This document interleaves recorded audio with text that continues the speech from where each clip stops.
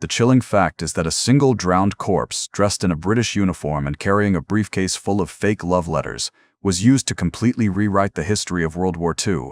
This grotesque, morally complex act of wartime deception saved more Allied lives than any single battle, entirely by leveraging the darkest, most secret fears of Adolf Hitler. This is not hyperbole. Records declassified decades later revealed that the intelligence success rate for a deception of this magnitude was considered close to zero. The sheer audacity of the plan, to use a dead body as a human delivery system, highlights the immense, almost desperate strategic pressure the Allies faced in 1943. Compelling evidence. The invasion the Allies were planning, Operation Husky, the invasion of Sicily, was projected to cost up to 40,000 casualties if the Germans were fully prepared. Churchill famously stated that a decoy was so vital that they would saturate the landing grounds with fake targets to draw attention away from Sicily. This desperation created the strategic environment where the only viable solution was an act so unethical and bizarre that the Germans would never predict it. Insightful expert quote. The great military strategist Sun Tzu warned, "All warfare is based on deception." The Mincemeat team adopted this as their core philosophy, recognizing that convincing Hitler of a lie would be more effective than any fleet of ships. Vivid example. The only comparable historical act of deception was the Trojan horse, but Mincemeat involved not a static object, but a complex, meticulously constructed fictional human life. The rich explanation for the necessity of this risk lies in the Mediterranean naval situation. The Allies lacked the naval superiority to simply overpower the Axis defenses, meaning cunning was their only reliable weapon. It was a desperate move that redefined espionage. Today we're diving into the staggering details of Operation Mincemeat, how a macabre cinematic conspiracy fooled the entire German high command, why Hitler personally intervened based on a lie, and the incredible true identity of the corpse that became the most successful double agent in history. We'll explore the pathology that made the corpse perfect, the fictional love story that secured the lie, and the shadow war fought over the recovered documents. Stay with us, because the tiny, amateurish mistake left on the body that almost spoiled the entire operation is perhaps the most fascinating part of the tale, demonstrating the knife edge between brilliance and total catastrophe. We'll show you how the body was deployed, the furious German internal debate it sparked, and the precise moment Hitler himself doomed his own defenses. Before we explore the art of the perfect lie, what's the biggest, most elaborate risk you've ever had to take to achieve an absolutely critical goal? Drop your scenario in the comments. Your answer might hold the key to understanding why, sometimes, success demands a willingness to go where no one else dares to tread, forcing you to use whatever unconventional asset you have on hand, even if it is a dead man and a briefcase. Your ingenuity might surprise you, but it likely won't require a classified submarine. The initial strategic challenge facing the Allies was the looming invasion of Sicily, a move necessary to strike the soft underbelly of Europe. The Axis powers knew it was coming, making the cost of a direct assault mathematically unacceptable. The surprising insight that launched Operation Mincemeat was the realization that a conventional military feint wouldn't work. They needed a weapon that targeted German intelligence itself. This shift in thinking, from kinetic warfare to psychological warfare, was spearheaded by a small, eccentric unit of naval intelligence officers operating out of a cramped London office, known as the 20 Committee. They realized that the greatest defense against an expected attack is a convincing lie that points the enemy toward an even better target, forcing them to commit irreplaceable reserves to a ghost. Compelling evidence shows that every deception tried before this had been weak, often resulting in minor skirmishes but never fooling the high command. Mincemeat required a massive leap of faith. The British intelligence officer who proposed the scheme, Ewan Montagu, was inspired by a similar, failed plot mentioned in a 1939 intelligence memo, refining it with a grotesque focus on forensic detail. Insightful expert quote. The late intelligence historian Sir Michael Howard once said, "The problem with deception is that you have to deceive the enemy's intelligence, not your own public." Mincemeat succeeded because it gave the Germans exactly the kind of document they were desperate to find. Vivid example. Imagine the difference. A typical distraction might be a staged radio message. Mincemeat was a dead major, complete with identity, backstory, and top-secret intelligence chained to his wrist, a far more believable artifact. The rich explanation for this success lies in the Germans' own centralized intelligence culture, where a single physical document was given more weight than weeks of contradictory tactical reports. The future of espionage would be built on artifacts. The focus of deception must always target the enemy's deepest professional bias. Deception became the shield. In high-stakes planning, always treat your enemy's intelligence apparatus as your primary target. Misinformation is the ultimate force multiplier. The plan itself reads like the plot of a Hollywood thriller, yet it was terrifyingly real. Imagine this vivid scenario. A small secret group gathers in a locked, heavily guarded London morgue, not to perform an autopsy, but to construct an elaborate fictional life for a dead man. The core team included a forensic scientist, a military writer, and a future judge.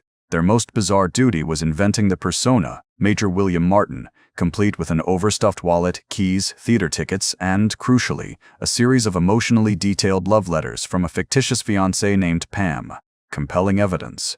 The team intentionally made the letters look slightly rushed and casual, including minor spelling errors, to ensure they didn't appear too perfectly constructed. They even added a stub for a London theater show, and a receipt for an engagement ring purchased the day before the Major's supposed death, all designed to give him depth and human complexity. Insightful expert. Quote, as one intelligence operative noted, we had to make him believable to a German agent who was looking for a spy, but who was also, fundamentally, still a man who might have a fiancée. Vivid example. They added a bank manager's stern note about an overdraft, a mundane, personal detail that instantly lowered the Major's perceived rank and importance in the eyes of the enemy, making the secret document seem like a mere administrative error carried by a lower-tier officer. The rich explanation for this detailed character creation lies in exploiting German intelligence's tendency to profile high-ranking, clean-cut officers.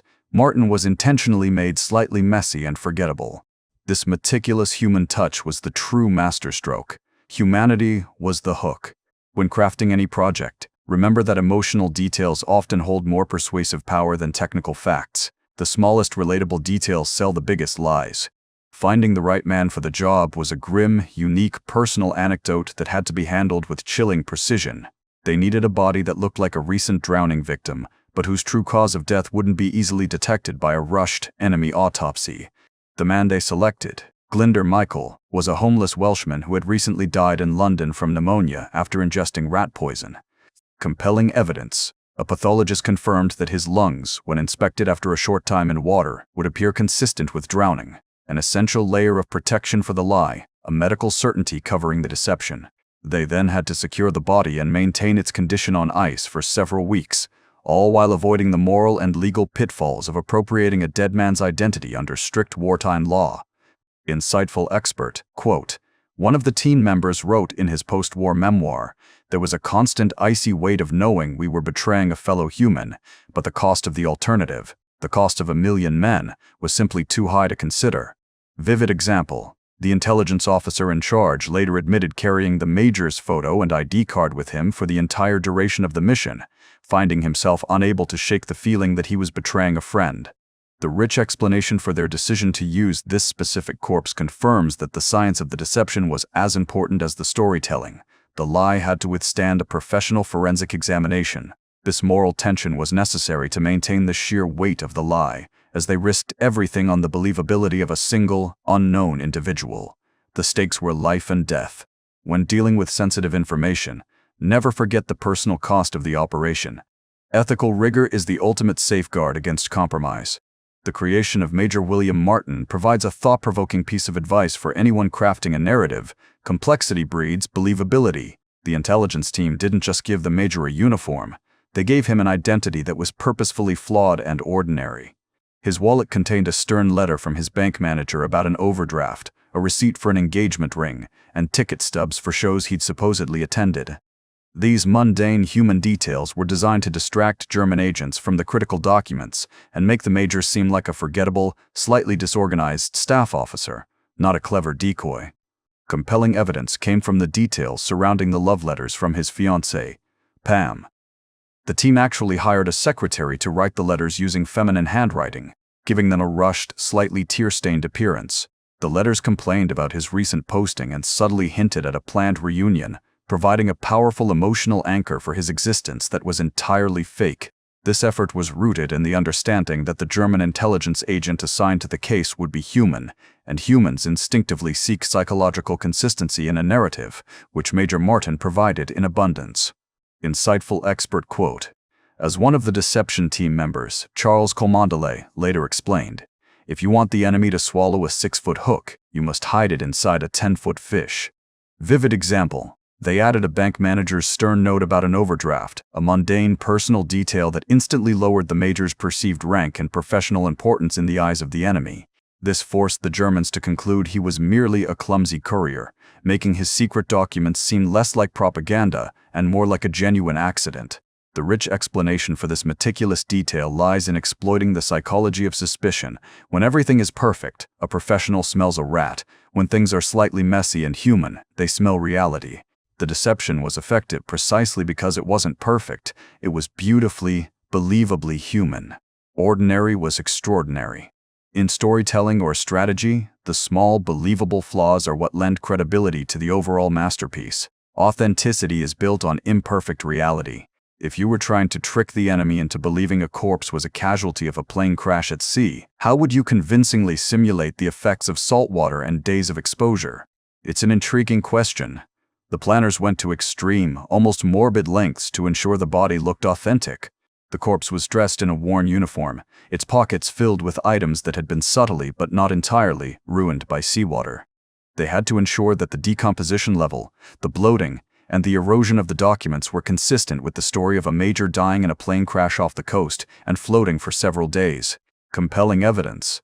The team consulted with forensic pathologists who specialized in drowning victims, determining the precise temperature of the water near Huelva, Spain, and calculating the optimal time the body should have been exposed to the elements. The body was even subtly refrigerated to control the decay, ensuring that when the Spanish doctor examined it, the superficial signs of drowning would mask the true cause of death. Insightful expert quote. The pathologist assigned to the case, Sir Bernard Spilsbury, was one of the most famous forensic experts in Britain, and his blessing on the body's condition was necessary, he assured the intelligence officers. The water will be your accomplice. Vivid example. The major was given 2 identical sets of dog tags, a common British practice, but one was deliberately placed where it might have been partially torn away by the impact of a crash, adding a false layer of violent authenticity to the scene.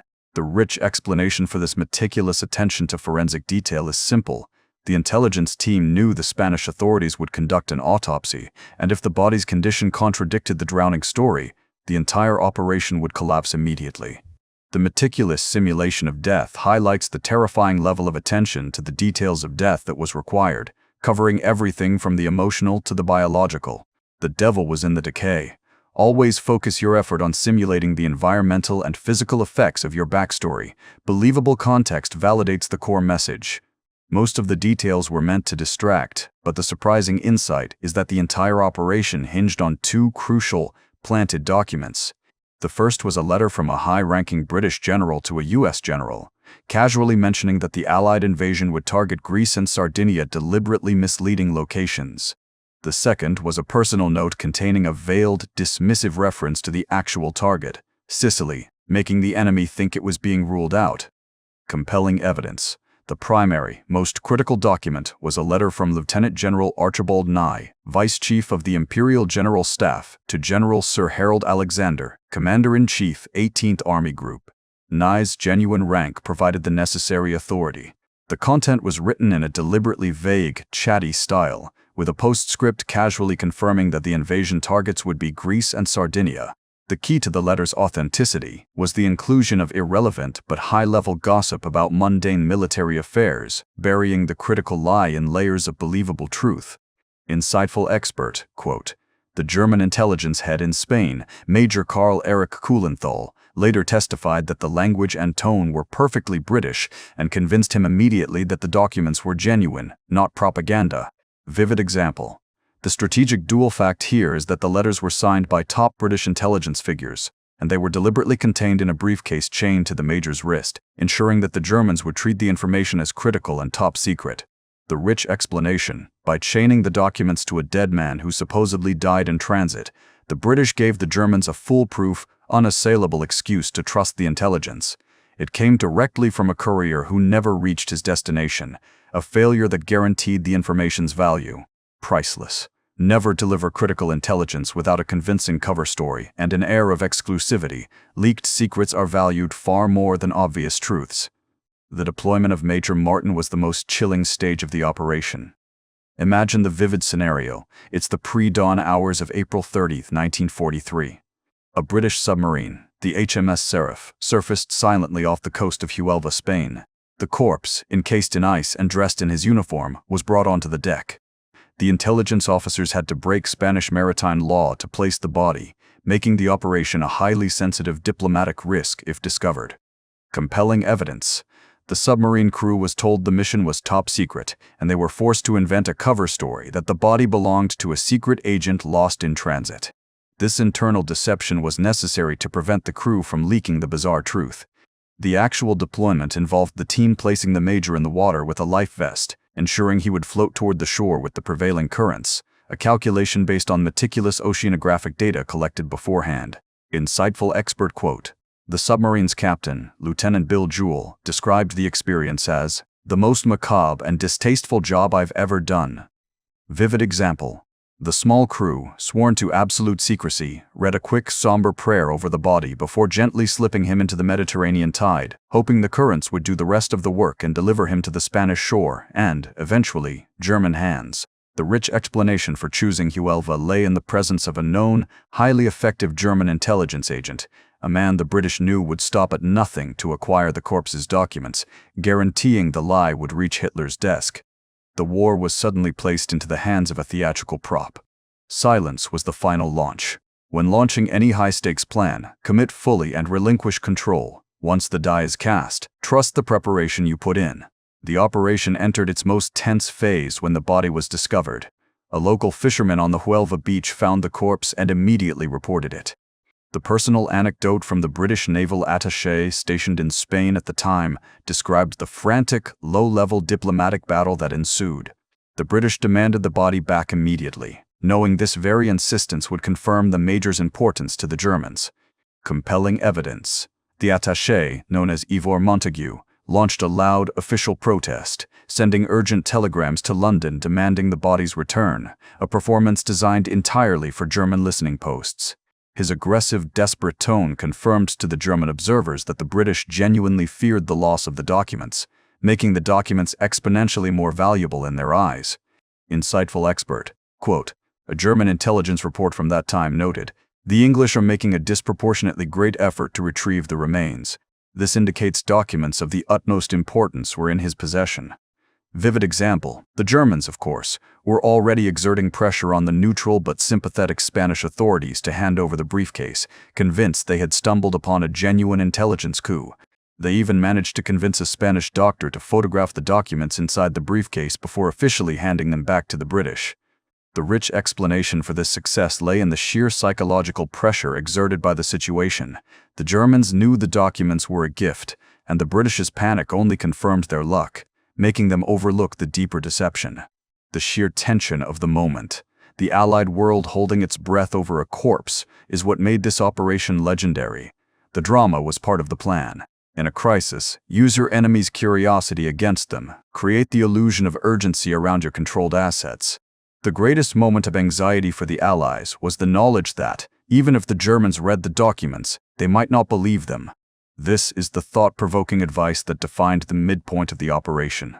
The strategic value of a lie depends entirely on the enemy's willingness to commit to it. The intelligence team realized that they had to create an environment where the Germans needed the documents to be true, to justify their own flawed strategic assumptions. Compelling evidence. The Allied forces simultaneously began increasing radio traffic pointing toward Greece and Sardinia, creating an overwhelming, though false, electronic signal that seemed to confirm the document's content. This saturation of false intelligence created a feedback loop. The document confirmed the radio signals, and the radio signals confirmed the document, making the deception feel airtight to German analysts. Insightful expert quote. The key mastermind, Ewan Montague, spent days nervously monitoring intercepted German communications. He later wrote, "Our job was not just to fool the enemy, but to help them fool themselves." Vivid example. The waiting period between the body's discovery and the German High Command's reaction involved one of the most stressful intelligence standoffs of the war. Every day the invasion of Sicily was delayed, increased the danger, but every day the Germans moved troops toward Greece justified the wait. The rich explanation for Hitler's ultimate acceptance lies in the political climate. He was already paranoid about defending the Balkans, and the documents simply played perfectly into his existing fears and biases, confirming what he already suspected. Paranoia became their greatest asset. The strategic risk is always worth the reward if the intelligence plays into the enemy's established weaknesses. Leverage the enemy's existing narrative for maximum impact. Why were the Spanish authorities so cooperative in handing the critical documents to the Germans, despite Spain being officially neutral? It's an intriguing question that reveals the cynical realpolitik behind the scenes. Spain, under Franco, was ideologically aligned with the Axis, making Huelva the perfect spot for the deployment. The Allies knew the documents would quickly reach German hands. Compelling evidence. The British naval attachés' frantic demands were deliberately ignored by the local Spanish military, who, under direct instruction from Madrid, gave the briefcase to a German agent from the Abwehr, German intelligence. The Germans then, incredibly, opened the briefcase, photographed the documents, and returned the originals to the Spanish, who then returned them to the British, fully believing the British were unaware they had been compromised. This entire chain of double dealing was exactly what the Allies had planned for, using the known bias of the Spanish government as a guaranteed delivery service for their lie. Insightful expert quote. A British intelligence historian noted, Huelva was chosen not for its geography, but for its politics. The placement exploited a known ideological weakness. Vivid example. One of the documents the Germans photographed was a note about Major Martin needing to buy a new shirt. Another mundane detail meant to convince the German agent, Major Karl Erich Kuhlenthal, that he was handling the genuine, unvarnished effects of a man who died accidentally. The rich explanation for the Spanish cooperation confirms that in wartime deception, the local political environment is often a greater certainty than any tactical operation. The Allies counted on anti-British sentiment to be their silent partner. Neutrality was a myth. When deploying a strategy, always factor in the known ideological biases of your intermediaries. Your enemy's friends are your most predictable delivery system. For all the forensic brilliance, the surprising insight is that a small, amateurish detail in the Major's wallet almost ruined everything. After photographing the documents, German agents began analyzing the personal items. They noticed that the Major's cinema ticket stub was for a date after the Major had supposedly died, a clear chronological impossibility. Compelling evidence. The date on the ticket stub was May 3rd, while Major Martin was launched on April 30th and discovered on May 1st. The Germans' meticulous nature, the very trait the British were relying on, almost exposed the flaw. The inconsistency immediately raised red flags within the German chain of command, leading them to briefly question the entire validity of the man and his documents, with some agents arguing it was a clear fake. Insightful expert quote. The German analysis report cited the ticket as a suspicious inconsistency, but their headquarters ultimately dismissed it as a simple case of British bureaucratic sloppiness or the Major's personal disorganization. Their desire to believe the contents of the main letter overshadowed the tiny detail. Vivid example. The ticket stub, meant to be a minor element of the Major's messy life, became the closest the operation came to disaster. The sheer arrogance of the German high command, which refused to believe the Allies would rely on such a grotesque hoax, saved the day. The rich explanation for this success lay in the deliberate oversaturation of believable detail. The one flaw was lost in the sea of authentic-looking human clutter, proving that a single contradiction is often dismissed when the overall picture is compelling. The cinema ticket was the loose thread. In complex planning, always check your narrative details for simple chronological consistency. A small mistake in timing can invalidate a massive effort. The true moment of victory came not with the discovery of the body, but with Adolf Hitler's personal decree. Imagine the vivid scenario. Hitler, convinced by the quality and secrecy of the documents, was so certain that Greece and Sardinia were the true targets that he overruled the suspicions of his own counterintelligence staff. He personally ordered the immediate and massive transfer of German troops, tanks, infantry, and specialist units from the true invasion point, Sicily, to the decoys in Greece and Sardinia. Compelling evidence. The Allies intercepted a German communication marked "Klarer Fall," a clear case, a message that confirmed the success of the deception. This message was the receipt the Allies were waiting for. The transfer order included the dispatch of the 1st Panzer Division from France to the Balkans, a massive strategic commitment based entirely on the 2 letters found in the dead Major's briefcase. Insightful expert quote. German General Alfred Jodl, head of the Wehrmacht operations staff, later conceded that the deception had been completely successful. Vivid example. The transfer order was so comprehensive that it included the relocation of key air support and even naval patrol vessels. This single directive sealed the fate of the Mediterranean front, draining Sicily of nearly 90,000 experienced German troops and severely weakening its coastal defenses. The rich explanation for Hitler's swift action lies in his political paranoia. He was already fixated on protecting the Balkans and saw the documents as confirmation of his own strategic intuition, making him impervious to contradictory advice. Hitler became the puppet.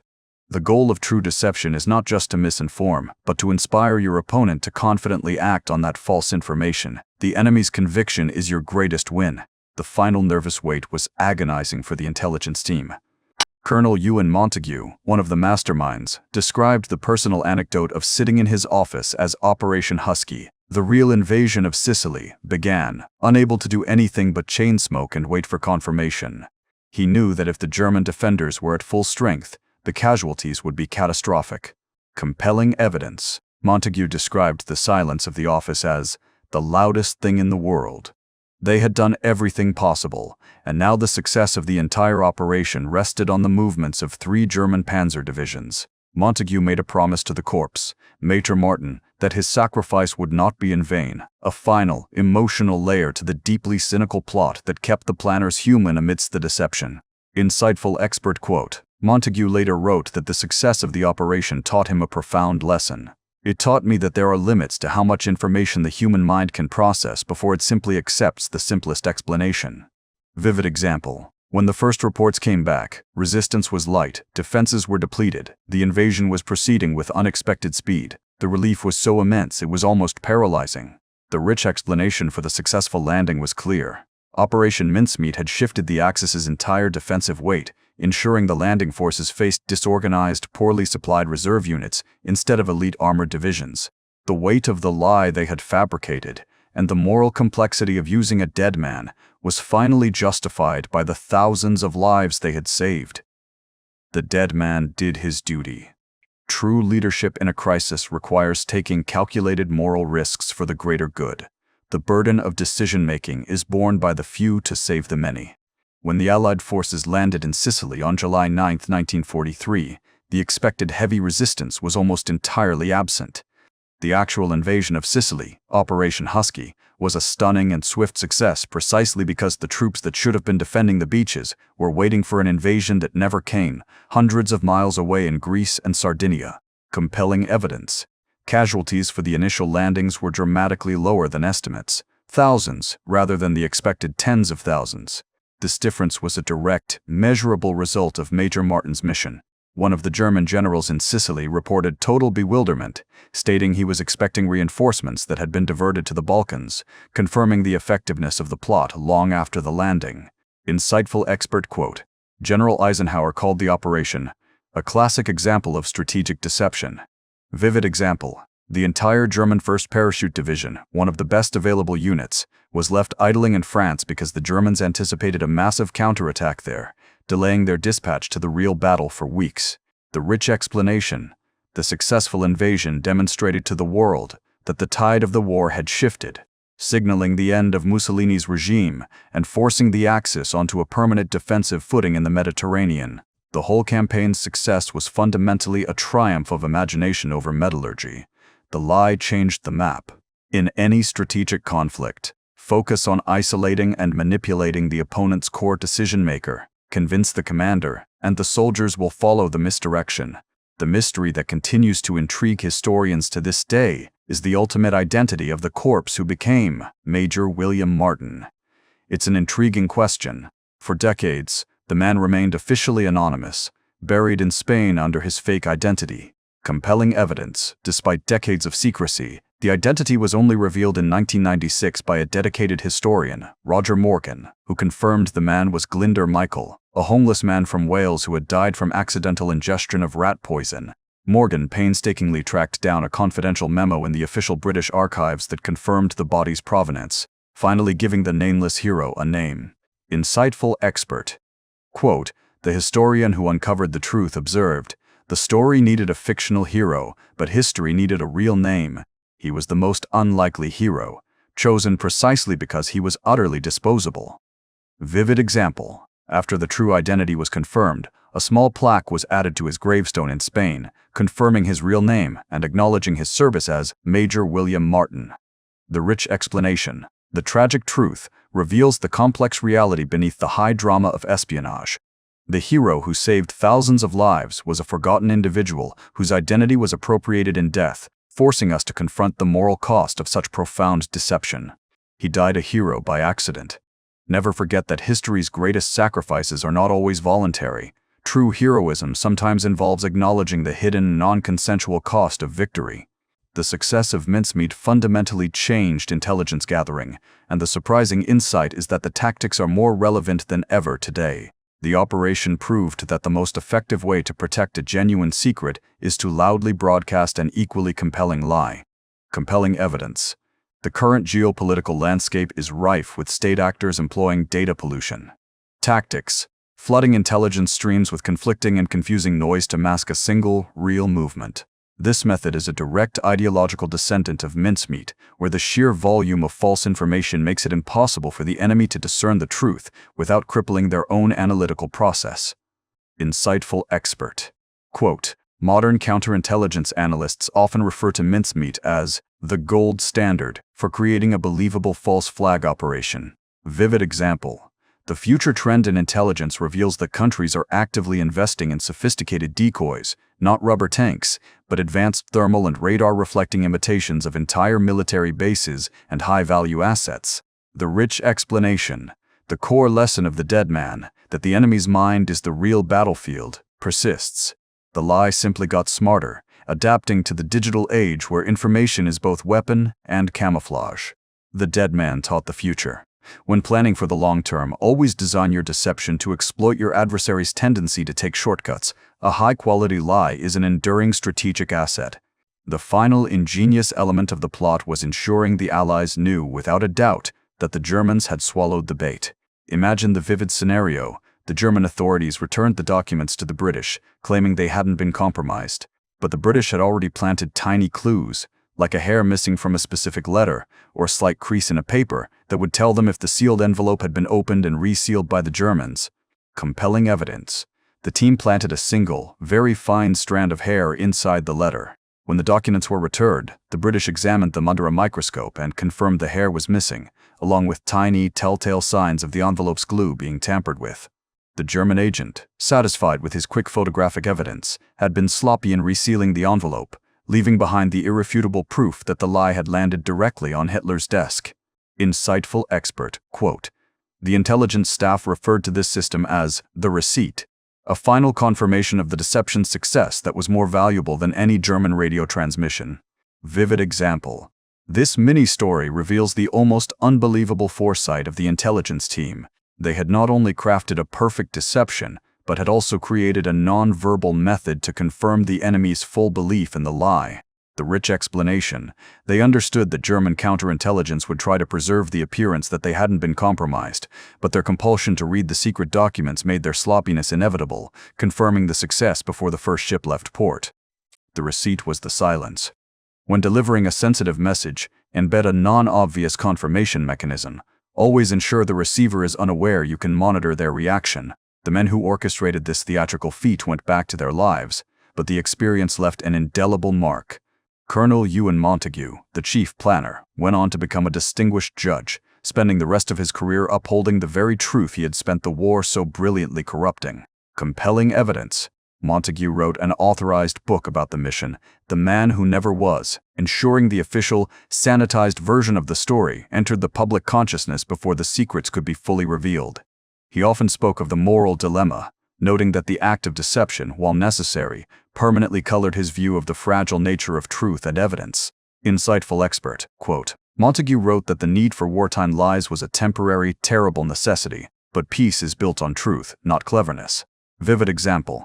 The entire team of artists, writers, and lawyers who created Major Martin proved that the greatest minds of a nation are sometimes best employed constructing illusions, not weapons. The rich explanation. Their legacy is a profound victory for wit over firepower. but it's a victory shadowed by the moral complexity of sacrificing the truth and the identity of a dead man for the greater strategic good of the Allies. The lie was a moral weapon.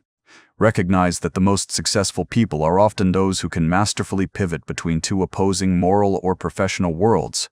True versatility lies in cognitive dissonance,